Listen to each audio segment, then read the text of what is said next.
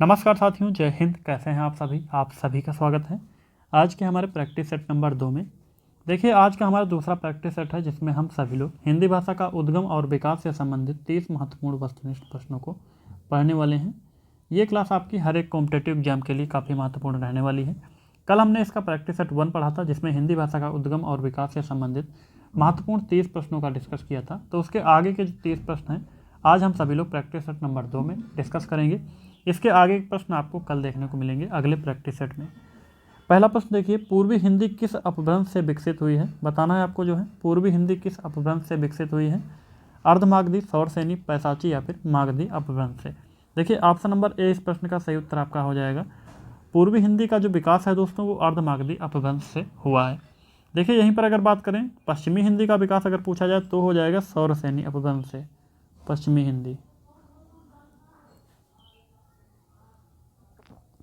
पूर्वी हिंदी जो है दोस्तों इसके अंतर्गत 3 भाषाएं आती हैं, अवधी, बघेली और छत्तीसगढ़ी। काफ़ी बार पूछा गया है। अगला प्रश्न देखिएगा, बघेली बोली का संबंध हिंदी की बोलियों के किस वर्ग से है? बताइए किस वर्ग से है दोस्तों?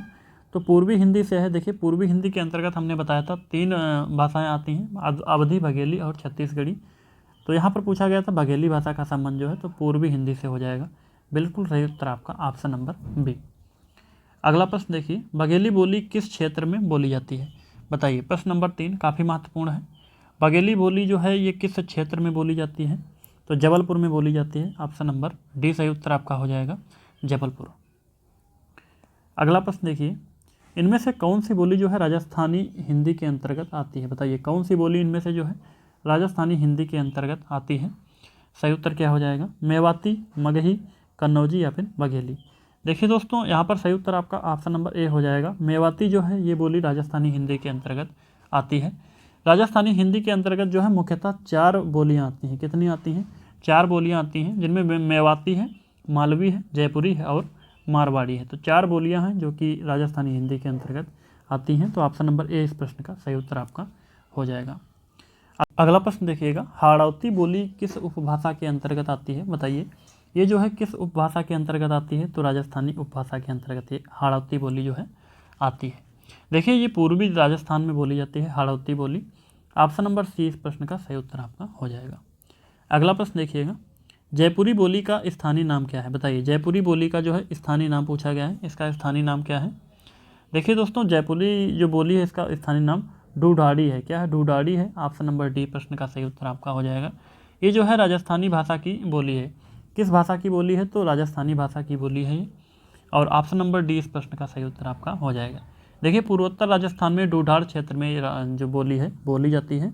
अगला प्रश्न दोस्तों, अहिरवाटी बोली कहाँ की है? बताना है अहिरवाटी बोली जो है ये कहाँ की है? तो उत्तरी राजस्थान की ये बोली है। ऑप्शन नंबर सी इस प्रश्न का सही उत्तर आपका हो जाएगा। देखिए दोस्तों, उत्तरी राजस्थान की जो बोली है वो अहिरवाटी है। इसके अतिरिक्त जो है मेवाती भी है। कौन सी है? मेवाती है।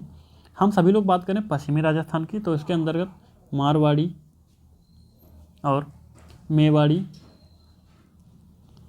तीसरी आपकी है शेखावटी।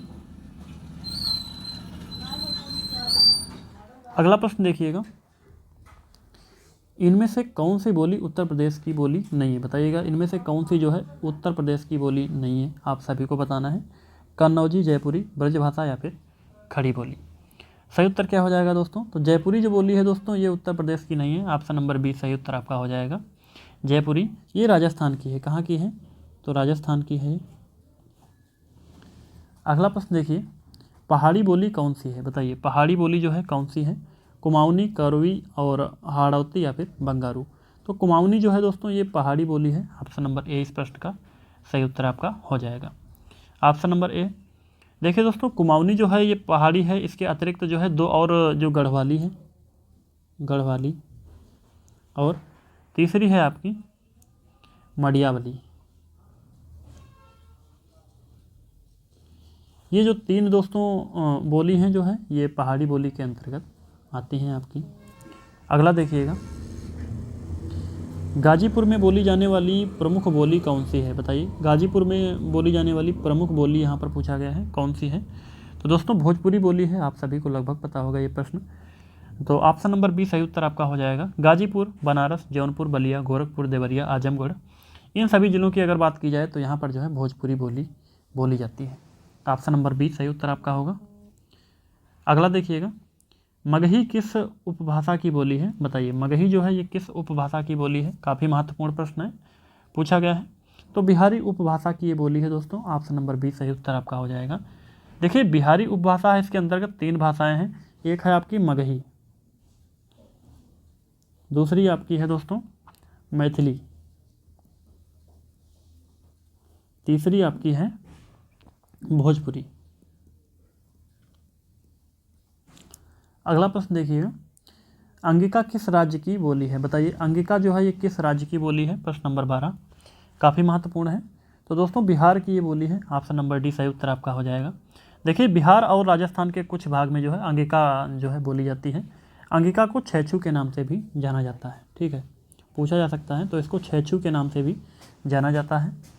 अगला प्रश्न देखिएगा, ग्वालियर की बोली कौन सी है? बताइए, ग्वालियर की बोली कौन सी है? सही उत्तर क्या हो जाएगा? तो बुंदेली दोस्तों बिल्कुल सही उत्तर आपका ऑप्शन नंबर ए हो जाएगा। ये जो है ग्वालियर की बोली है, बुंदेली। अगला प्रश्न देखिए, खसखुरा या गुरखावली भाषा कहाँ की है? सॉरी, गुरखाली। बताइए, खसखुरा और गुरखाली जो है ये भाषा कहाँ की है? खसखुरा का ही दूसरा नाम है गुरखाली। ये भाषा जो है नेपाल की राजभाषा है। इसको जो है नेपाली भाषा भी कहते हैं। क्या कहते हैं? नेपाली, ठीक है। खसखुरा कह सकते हैं, गुरखाली कह सकते हैं, या फिर नेपाली भाषा। तो ये कहाँ की है दोस्तों? नेपाल की ये राजभाषा है। अगला प्रश्न देखिए, ध्रुपद गायन का संबंध किस भाषा से है? बताइए, ध्रुपद गायन का संबंध जो है किस भाषा से है? तो ब्रज भाषा बिल्कुल सही उत्तर आपका हो जाएगा। ध्रुपद जो दोस्तों गीत हैं वो ज़्यादातर जो है ब्रज भाषा में ही देखने को मिलते हैं, तो इनका संबंध जो है ब्रज भाषा से है। ऑप्शन नंबर बी सही उत्तर आपका हो जाएगा। अगला देखिएगा, बिहार के मुंगेर ज़िले में कौन सी भाषा बोली जाती है? बताइए, बिहार के मुंगेर ज़िले में कौन सी भाषा बोली जाती है? आप सभी को बताना है। बिहार के मुंगेर ज़िले में तो मैथिली बोली जाती है। बिल्कुल सही उत्तर आपका ऑप्शन नंबर सी हो जाएगा। अगला प्रश्न देखिए, पैसाची अपभ्रंश के अंतर्गत कौन सी भाषाएं आती हैं? बताइए, पैसाची अपभ्रंश के अंतर्गत कौन सी भाषाएं आती हैं? आप सभी को बताना है। तो ऑप्शन नंबर डी देखिएगा, लहंदा और पंजाबी जो है ये 2 जो भाषाएं हैं ये पैसाची अपभ्रंश के अंतर्गत आती हैं। अगला देखिएगा प्रश्न है दोस्तों, सिंधी भाषा का विकास अपभ्रंश की किस बोली से माना गया है? बताइए, बिल्कुल सही उत्तर आपका हो जाएगा ऑप्शन नंबर ए बराचड़। देखिए दोस्तों, बराचड़ जो है ये सिंधी भारत के पश्चिमी हिस्से में और मुख्यतः जो है सिंध प्रांत में जो है बोली जाती है। तो अगला प्रश्न है आपका, दिल्ली व मेरठ के आसपास की जो बोली है उसका क्या नाम है? दिल्ली और मेरठ के आसपास की जो बोली है दोस्तों वो खड़ी बोली है। ऑप्शन नंबर सी सही उत्तर आपका हो जाएगा। अगला प्रश्न है आपका, गुजराती भाषा किस अपभ्रंश से विकसित हुई है? बताइए, गुजराती भाषा जो है ये किस अपभ्रंश से विकसित हुई है? सही उत्तर क्या हो जाएगा? तो सौरसेनी अपभ्रंश से। ऑप्शन नंबर डी सही उत्तर इसका है, सौरसेनी अपभ्रंश से। अगला प्रश्न देखिए, आधुनिक भारतीय भाषाओं का विकास किससे हुआ है? बताइए, आधुनिक भारतीय भाषाओं का विकास जो है वो किससे हुआ है? सही उत्तर आपको बताना है प्रश्न नंबर 21 का। किससे हुआ दोस्तों? तो अपभ्रंश से हुआ है। Option number B. अगला प्रश्न है दोस्तों, बिहार की राजधानी पटना किस बिहारी बोली क्षेत्र में स्थित है? तो बताइए, किस बिहारी बोली क्षेत्र में स्थित है? प्रश्न नंबर 22। सही उत्तर आपका हो जाएगा मगही। देखिए, बिहार की राजधानी जो पटना है दोस्तों मगही बोली क्षेत्र में स्थित है। ऑप्शन नंबर डी सही उत्तर आपका है। अगला प्रश्न देखिए, सिंधी भाषा का संबंध किससे है? बताइए, सिंधी भाषा का संबंध जो है किससे है? तो सिंधी भाषा का संबंध जो है बराचड़ से है। बिल्कुल सही उत्तर आपका ऑप्शन नंबर ए हो जाएगा।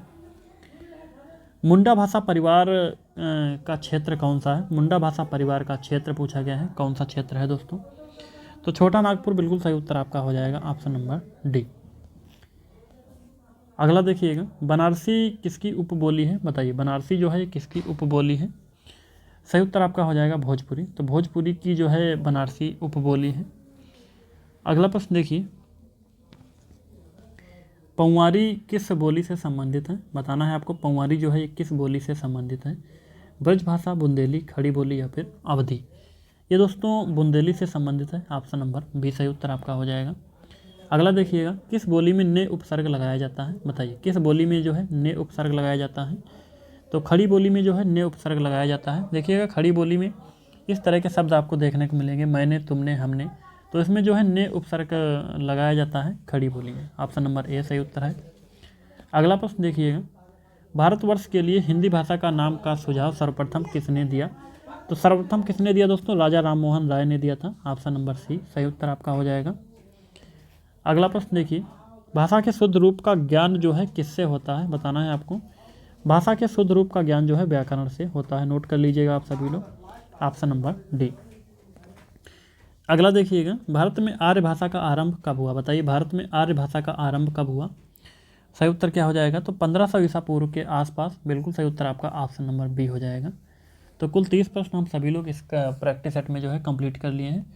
मिलते हैं कल के नए प्रैक्टिस सेट में, जिसमें हम सभी लोग इसी टॉपिक से संबंधित 30 महत्वपूर्ण आगे के प्रश्नों को डिस्कस करेंगे।